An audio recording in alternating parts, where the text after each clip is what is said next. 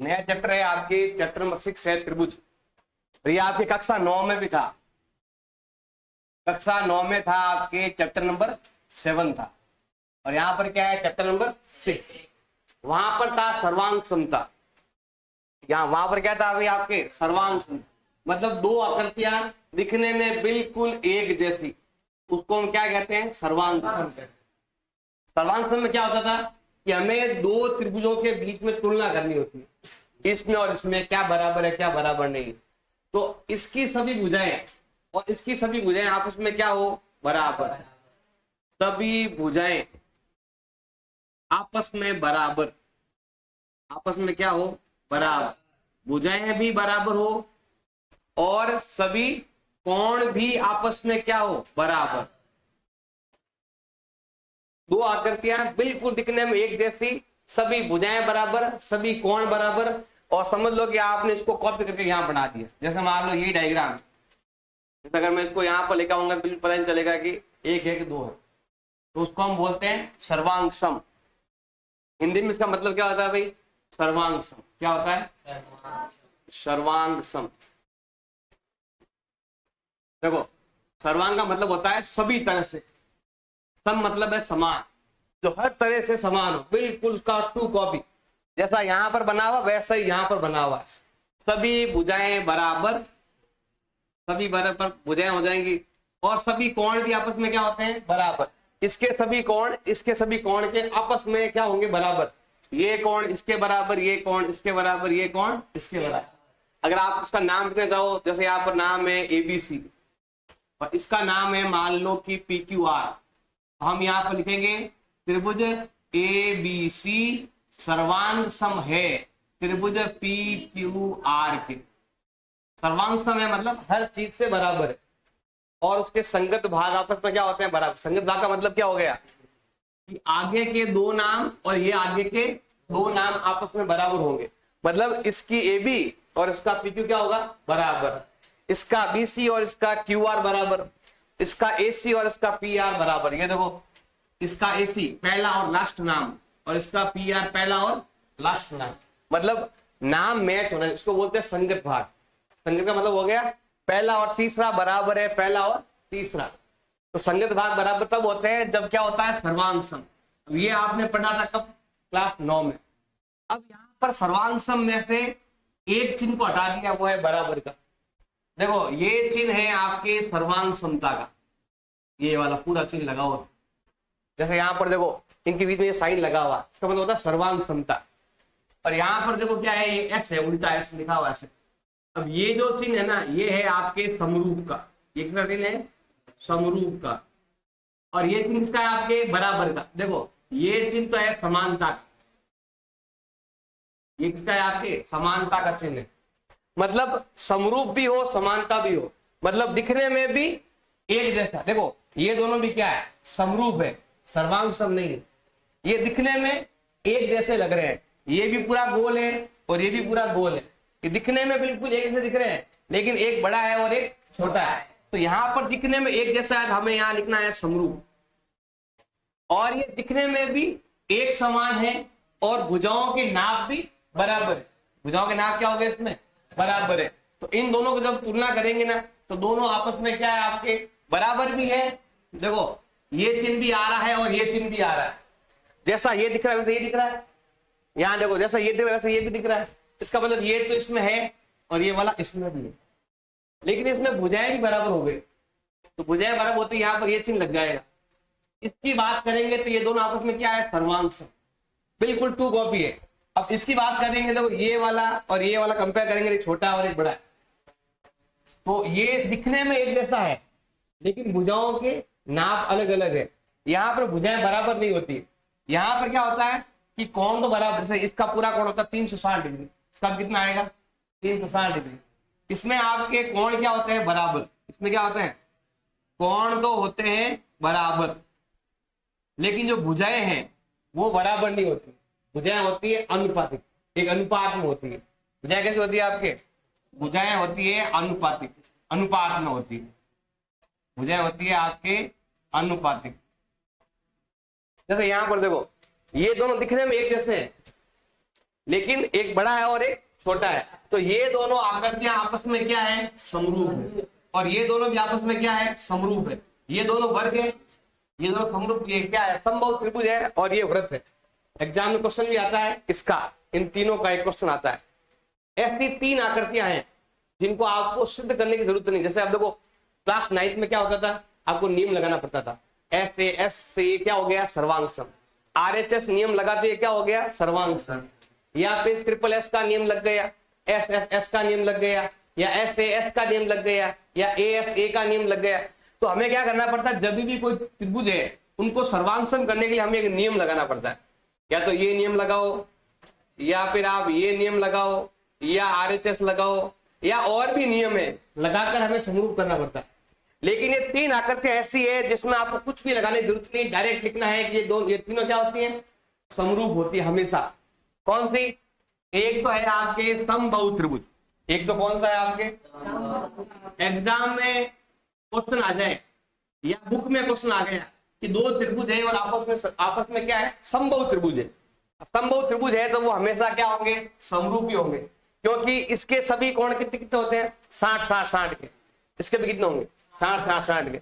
इसकी भुजाएं मान लो 8-8-8 है, इसकी भुजा कितनी है, 4-4-4 है, मतलब इसकी भुजा 8 है बराबर, इसकी भुजा कितनी है, 4-4 है। इसमें कोण तो बराबर है, कोण क्या है आपके 60 का, कोण कितना है आपके 60 का। जब भी कोई भी आकृति को हमें समरूप करना होता है तो नियम, पहला नियम तो है कि कोण क्या होंगे, बराबर। इसके भी सभी कोण 60-60 के, इसके भी कौन से 60-60 के। भुजाएं होती है अनुपात में।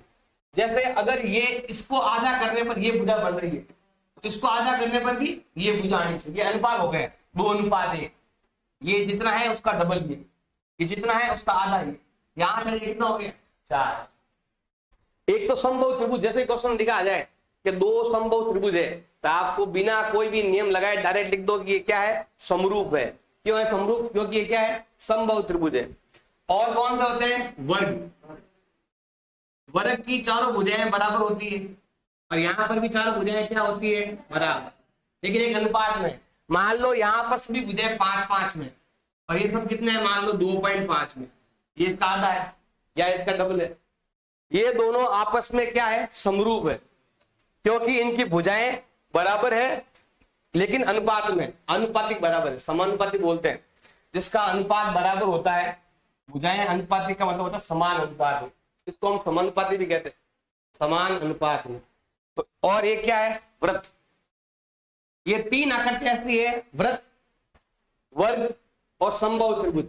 ये तीन आकृतियां ऐसी है जो हमेशा क्या होती है, समरूप ही रहती है। अगर आपसे मैं बोल दूं कि आपको एक वर्ग बनाना है, क्या बनाना है आपको, एक, और मैंने भुजा नहीं दी, आपका दिमाग क्या रहेगा, भाई चारों भुजाएं बराबर होनी चाहिए और प्रत्येक कोण कितना होना चाहिए, 90 डिग्री। अगर मैंने आपको भुजा दे दी कि 5-5 सेंटीमीटर का बनाओ, तो सभी 5 का ही बनाएंगे, और जो भी बनेगा वो सब आपस में क्या होंगे, सर्वांग सम होंगे। क्योंकि मैंने भुजा का नाप दे दिया, मैंने बोला 5 का वर्ग बनाओ, तो सभी 5 का ही बनेंगे और दिखने में बिल्कुल एक जैसा होगा, तो उसको बोलते हैं सर्वांग सम। और मैंने भुजा का नाप नहीं दिया तो अपने मन से आप क्या बोलोगे, भुजाएं चारों बराबर होनी चाहिए, मैं ऐसा करता हूँ 5 ले लेता हूँ, तो मतलब चारों कितने लेंगे, 5-5।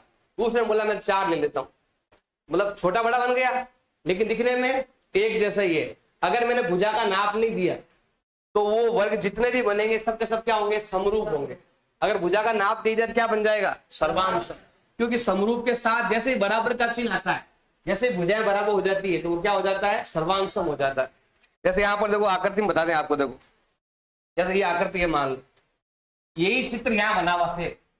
अगर हम इन दोनों को कंपेयर करें, देखो बिल्कुल दिखने में एक जैसा है, लेकिन दोनों आपस में क्या है, समरूप है, मतलब रूप एक जैसा है, समरूप, समान रूप है, लेकिन भुजाएं बराबर।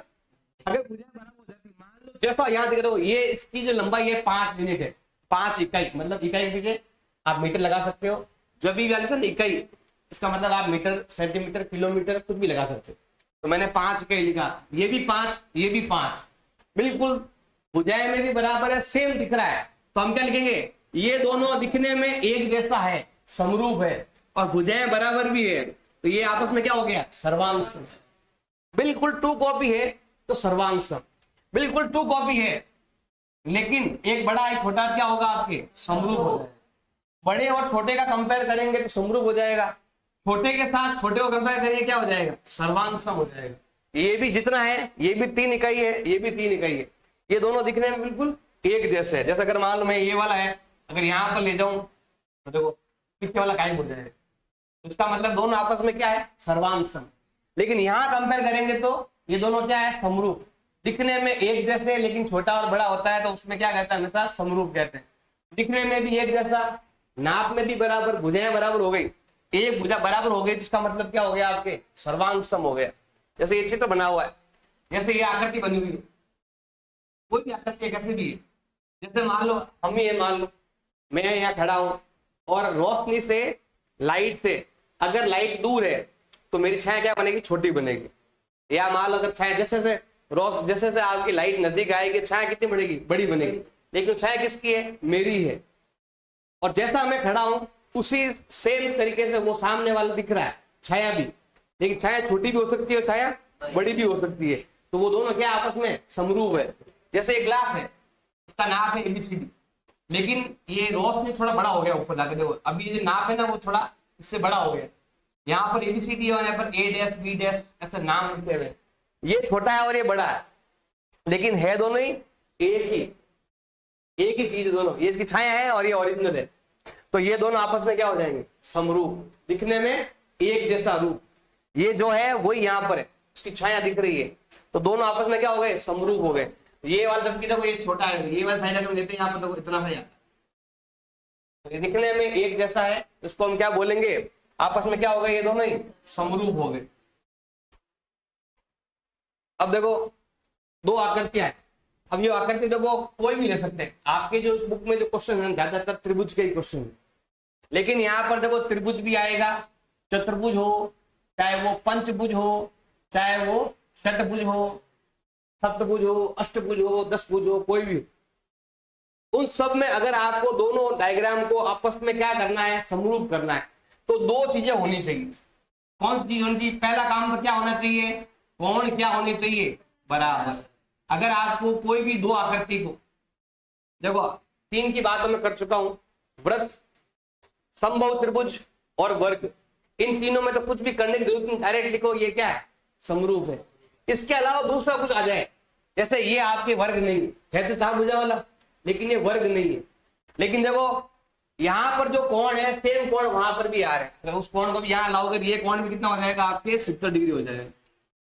चारों कोण यहाँ पर है और चारों कोण यहाँ पर है, सेम कोण बराबर है। और दूसरा काम क्या होना चाहिए, ये तो होने चाहिए, और भुजाएं कैसे होनी चाहिए, आपके समानुपाती। भुजाएं होनी चाहिए समान अनुपात में, उसको बोलते हैं समानुपाती। साथ में बोलोगे तो क्या हो जाएगा, समानुपाती, एक समान अनुपात। देखो ये भुजा को डबल करो तो ये आता है, तो जरूरी डबल ही कर रहे हैं, 3 गुना भी हो सकता है, 4 गुना भी हो सकता है, 2:3 भी हो सकता है। जैसे ये 2 है तो वो 3 भी हो सकती है। ये इसका डबल, अगर एक बार डबल है सब डबल ही होगा। देखो 1.5 का डबल 3, 2.5 का डबल 5, 2.4 का डबल 4, ये दोनों चीजें होंगी तो ही दोनों आकृतियां आपस में क्या होने वाली है, समरूप होने वाली। ये सर्वांग सम भी हो सकती थी अगर भुजाएं बराबर होती तो, कौन तो बराबर ही है। अगर ये 1.5 और ये भी 1.5 होता तो हम लिखते सर्वांग सम। लेकिन ये दोनों दिखने में एक जैसी है, लेकिन एक आकृति बड़ी है और एक आकृति छोटी है, तो इसको बोलते हैं समरूप, जिसमें भुजाएं समानुपाती, भुजाएं एक अनुपात में होनी चाहिए। यहाँ पर अनुपात है 1:2 का, जो यहाँ पर है उसका डबल इधर है, इधर 1.5 उधर 3 है, डबल है। अगर आप अनुपात निकालोगे ना तो अनुपात निकाल सकते हो, यहाँ पॉइंट हट गया, 0 लग गया, दोनों में भाग जा रहा है किसका, 15 का, 15 एकम 15, 15 ये इसका डबल, इसका डबल, इसका डबल, सब डबल।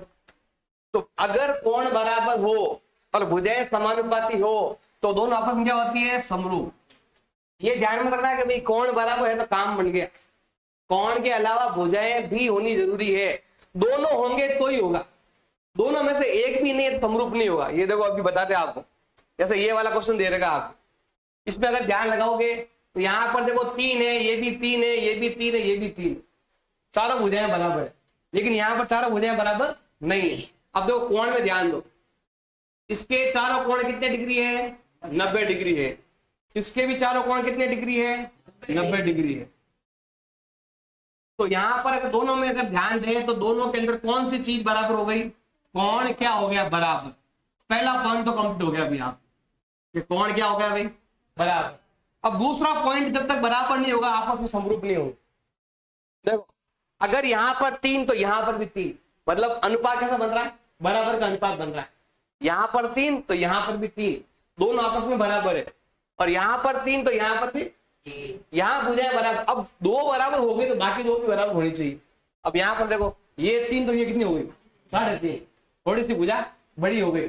अगर ये 3 और ये 3.5 होती तो ये 3 और ये भी क्या होनी चाहिए थी? 3.5 होनी चाहिए थी। लेकिन यहाँ पर भुजाएं आपस में एक अनुपात में नहीं है। तो जो दूसरा पॉइंट है, भुजाएं जो है वो समान अनुपात में नहीं है। भुजाएं समान अनुपात में नहीं है, समान अनुपात में नहीं है। इसका मतलब है दोनों आकृतियां आपस के अंदर समरूप, समरूप है तो पूरा लिखो, नहीं है तो काट, ये समरूप नहीं है। मतलब एक पॉइंट काम होने से कुछ नहीं होता, दोनों पॉइंट होने चाहिए। कोण बराबर भी होनी चाहिए और भुजाएं समानुपाती। अब यहां देखो, यहां पर जो ध्यान देना, ये 2.1 है तो ये इसका क्या है? डबल। यहाँ 2.1, यहाँ क्या आ गया? डबल। भुजाएं क्या आ रही? डबल। तो भुजाएं क्या है भाई? समान अनुपाती। भुजाएं क्या है इस बार? समानुपाती। भुजाएं एक ही अनुपात में है। पहला पॉइंट तो हो गया भी आपका कि भुजाएं क्या है? एक ही अनुपात में। अब कोण चेक करते हैं। यहाँ पर तो कोण 90 डिग्री के है, जबकि यहाँ पर कोण 90 का है ही नहीं, 70 का और 110 का है। तो यहाँ पर आपके क्या नहीं है? कोण बराबर नहीं है। अगर कोण बराबर नहीं है, दोनों में से कोई एक पॉइंट भी नहीं होता है, ये तो हो गया, ये वाला नहीं हुआ, कोण बराबर नहीं हुए, तो दोनों आकृति को आपस में दिख नहीं बराबर एक जैसी। दूर से देखेंगे तो हमें दोनों एक जैसी दिख नहीं रही है। ये तिरछी जा रही है, ये भी तिरछी जानी चाहिए, ये सीधी जा रही है, ये भी सीधी जानी चाहिए। तो ये आकृतियां आपस में समरूप नहीं है। समरूप होने के लिए नियम होना चाहिए, दोनों नियम चलने चाहिए। कोण भी बराबर हो और भुजाएं भी समानुपाती हो। अगर दोनों में से कोई एक नियम भी नहीं है, इधर भुजाएं समानुपाती नहीं है और इधर कोण बराबर नहीं है, दोनों में से एक पॉइंट भी चला गया, तो दोनों आकृतियां आपस में समरूप नहीं होंगी। एक्सरसाइज 6.1 का क्वेश्चन नंबर 1 दिया हुआ, जो भी मैंने बेसिक बताया था उसके हिसाब से बताना है। सभी वृत्त सर्वांग सम होते हैं या समरूप होते हैं? सभी वृत्त, वृत्त का नाम नहीं दिया हुआ है, वृत्त बनाओ कैसा भी, बड़ा बनाओ छोटा बनाओ, सभी वृत्त जो है आपस में क्या होते हैं? समरूप होते हैं। और सभी वर्ग आपस में क्या होते हैं? सभी वर्ग, जितने भी वर्ग बनाओ, छोटा बड़ा कोई भी वर्ग बनाओ, आपस समरूप होंगे, सर्वांग सम होंगे? समरूप होंगे। सभी ऐसे कौन से त्रिभुज हैं जो हमेशा समरूप रहते हैं? समद्विबाहु या समबाहु? अभी बताया था आपको बेसिक के अंदर ही, सभी समबाहु त्रिभुज आपस में क्या होते हैं? समरूप होते हैं। ये तीनों के बारे में क्वेश्चन जरूर आता है 1 नंबर का, यही से समझो 2 नंबर के क्वेश्चन आपके बन जाते हैं, बेसिक के अंदर बताया जो। अब यहाँ देखो, भुजाओं की संख्या समान संख्या, मतलब बताया ना आपको, त्रिभुज हो चाहे चतुर्भुज हो चाहे पंचभुज हो चाहे अष्टभुज हो, अगर दोनों को आपस में समरूप करना है तो 2 चीजें होनी चाहिए। पहला काम, उनके कोण आपस में क्या हो? कोण होने चाहिए बराबर, और संगत भुजाएं क्या होनी चाहिए? उसकी जो भुजाएं हैं संगत भुजाएं होनी चाहिए। कैसे होनी चाहिए? समानुपाती। 2 आकृतियों को, यहाँ लिखा बहुभुज, बहुभुज का मतलब सब आ गया, त्रिभुज भी आ गया, चतुर्भुज भी आ गया, पंचभुज भी आ गया। 2 आकृतियां एक समान भुजा वाली, दोनों को समरूप करना है तो कोण होने चाहिए बराबर और भुजाएं क्या होनी चाहिए? समानुपाती होनी चाहिए, तभी वो दोनों आकृतियां आपस में क्या होंगी? समरूप होंगी। क्वेश्चन नंबर 2 दिया हुआ है, निम्नलिखित युग्मों के 2 भिन्न भिन्न उदाहरण दो। मैं 2 उदाहरण दे रहे हैं। जैसे यहाँ पर देखो, समरूप आकृतियों के बारे में उदाहरण देना है और समरूप नहीं है उसका उदाहरण देना है। समरूप के बारे में आपको 3 उदाहरण बताया था। एक तो होता है वर्ग, एक होता है वृत्त और एक होता है आपके समबाहु त्रिभुज। आप 3 उदाहरण देने को बोला, उदाहरण दे दिए।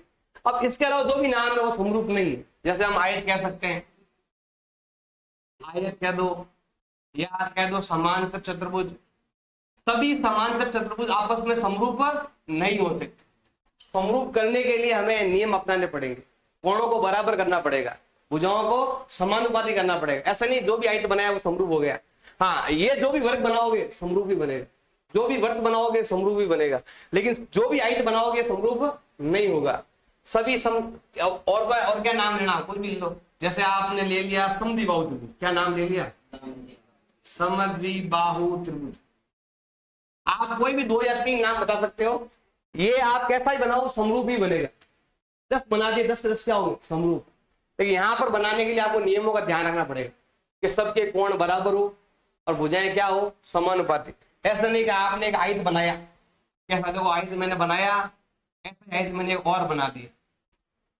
अब आयत बनाने के लिए जैसे यहाँ पर कोण सबके बराबर है, पहले तो लग गया कोण बराबर है, आयत के सभी कोण कितने डिग्री होते हैं? 90 डिग्री।